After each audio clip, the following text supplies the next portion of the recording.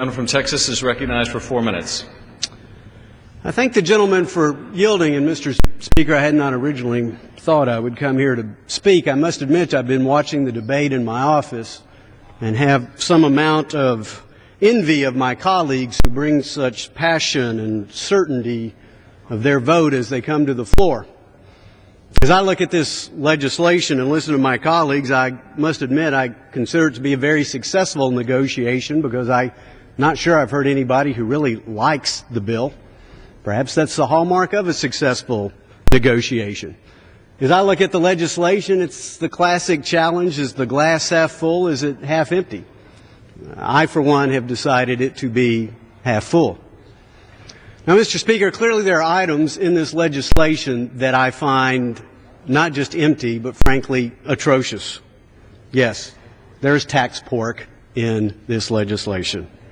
There's unpaid for extension of unemployment benefits. And Mr. Speaker, at some point, I would hope the majority, soon to be minority in this institution, would realize we've got to concentrate on the paychecks. The paychecks. Americans want paychecks, not unemployment checks. And if we're going to have them, they need to be paid for. And worst of all, yes, what's happening to Social Security with the payroll tax without putting any fundamental reform on the table. And what I would say to my friends on the other side of the aisle, it is you who brought that to the table. Mr. Speaker, I made a pledge to my constituents. I told them I would fight any tax increases. I told them I would try to bring certainty to this economy because that's what businesses need. Trillions of dollars sitting on the sidelines waiting to come into this economy, but yet the party who's been in control of Congress for 4 years, had the White House for 2 years, waits till almost Christmas Eve, and we still don't know what tax rates are? There's no certainty. The only thing I am certain of is that if we don't pass this legislation, there's about to be a $3.9 trillion tax increase on the American people, on school teachers, on farmers, on single mothers, on small businesses, on job creators, and yes, even the vilified wealthy. You know, Mr. Speaker, we've heard the class warfare rhetoric for quite some time now. And look what it's got us. Almost serial double-digit unemployment and human suffering. You know, Mr. Speaker, I've held a lot of jobs in my life. I used to bus tables at the Holiday Inn in College Station, Texas. I used to work on a loading dock and load windows. I used to clean out chicken houses, which to some extent was sufficient training for the present occupation, but that's a subject for a different time. But you know what, Mr. Speaker, in all those jobs I've held, no poor person ever hired me. It was somebody who went out and risked capital and took a chance and built something. And yet the left and my colleagues on the other side of the aisle want to vilify this person. That somehow it's bad to go out and be successful and create jobs so that people can put roofs over their heads, put food on the table, send their kids to college. I don't get it. Now, when friends on the other side of the aisle say, well, this will add to the deficit. Well, why didn't I hear that argument during the $1.2 trillion failed stimulus? I didn't hear the great angst and anxiety from my friends on the other side of the aisle at that point when we passed an almost $400 billion omnibus spending bill. I really didn't hear it.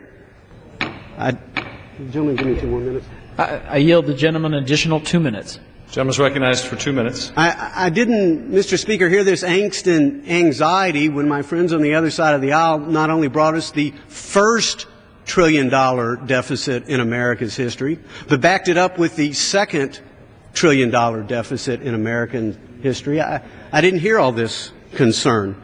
I only hear it now when we're talking about letting the American people keep what they earn.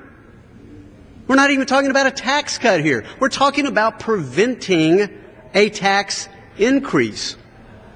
So I don't quite understand all of a sudden this great angst and concern about the deficit.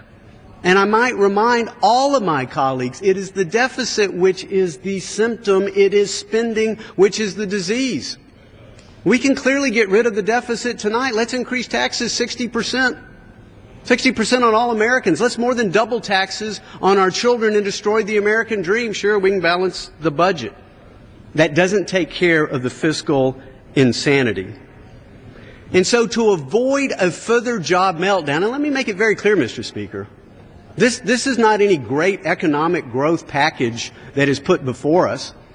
I don't believe that this is going to be the cornucopia of jobs.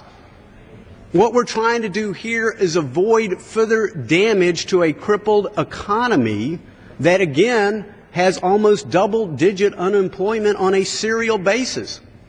I wish we had at least 10 years of certainty of these tax rates. I'm sorry it's only 2. I would say to my friends on this side of the aisle who say, well, we could have gotten a better deal. Well, I don't know. I wasn't in the room. I didn't negotiate the deal. Maybe their crystal ball is clearer than my crystal ball. Here's what I see in my crystal ball. I'm absolutely for certain in my crystal ball that come January, Barack Obama is still going to be President of the United States.